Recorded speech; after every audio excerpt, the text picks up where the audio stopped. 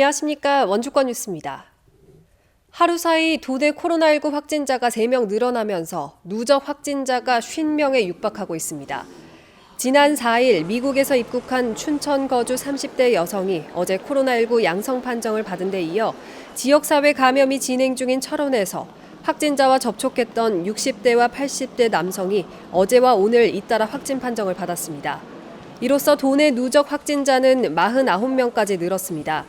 해외 입국자 확진과 철원 지역 내 감염으로 접촉자가 늘면서 자가격리가 있습니다.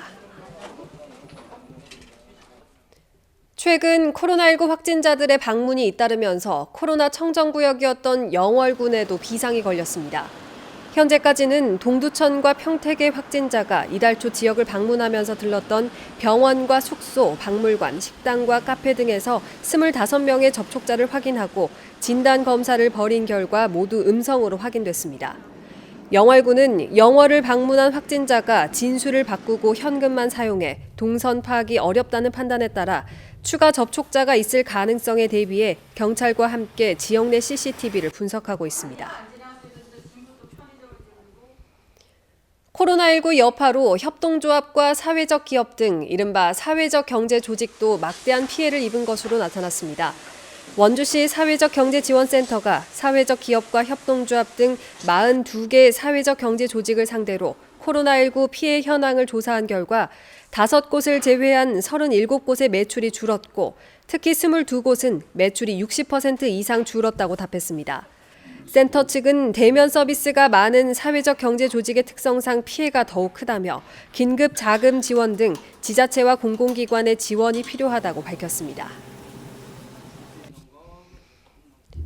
강원도가 65세 이상 인구가 전체 인구의 20% 이상을 차지하는 이른바 초고령 사회에 진입했습니다. 통계청에 따르면 지난 3월 말 기준으로 도내 전체 인구 153만 9,577명 가운데 65세 이상 인구가 30만 8,835명으로 처음으로 20%를 넘겼습니다. 강원도가 초고령 사회에 진입한 것은 전남과 경북, 전북에 이어 4번째로 통계청의 예측치보다 6년 빠른 겁니다. 도내 시군 가운데서는 양양의 고령 인구 비율이 29.2%로 가장 높았고 원주가 14.6%로 가장 낮았습니다. 4.15 총선에서 원주가 최대의 관심지로 꼽히고 있지만 중앙당 차원의 지원은 집권 여당과 제1야당이 극명한 차이를 보이고 있습니다. 미래통합당은 어제 유승민 의원이 원주를 방문해 유권자들을 만난 데 이어 오늘은 김종인 총괄선대위원장이 문화의 거리를 찾아 원주 갑과 을에 출마하는 박정하, 이강우 후보에 대한 지원 유세를 펼쳤습니다. 반면 더불어민주당은 이광재 공동선대위원장이 원주 갑 후보인 만큼 이광재, 송기현 두 후보 위주로 중앙당 지원 없이 선거 운동을 벌이고 있습니다. 정부의 계절관리제 도입이 초미세먼지 개선에 효과를 낸 것으로 판단됩니다.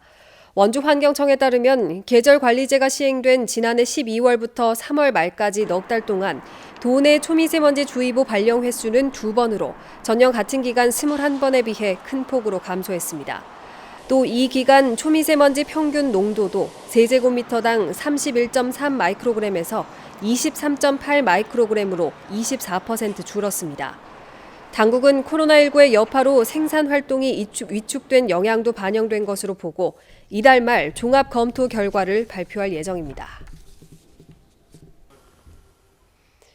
농가가 농산물 출하 시기를 조절하는 데 필수적인 저온 저장고 설치를 평창군이 지원합니다. 평창군은 올해 약 10억 원을 투입해 관내 63개 농가에 저온 저장고 설치 비용을 지원해 오는 6월까지 설치를 마무리한다는 계획입니다. 지원되는 시설 규모는 10제곱미터부터 66제곱미터까지 4가지 종류입니다. 평창군은 저온 저장고가 설치되면 수확기 홍수 출하를 피할 수 있어 농가 소득에 큰 도움이 될 것으로 기대하고 있습니다. 뉴스를 마칩니다. 고맙습니다.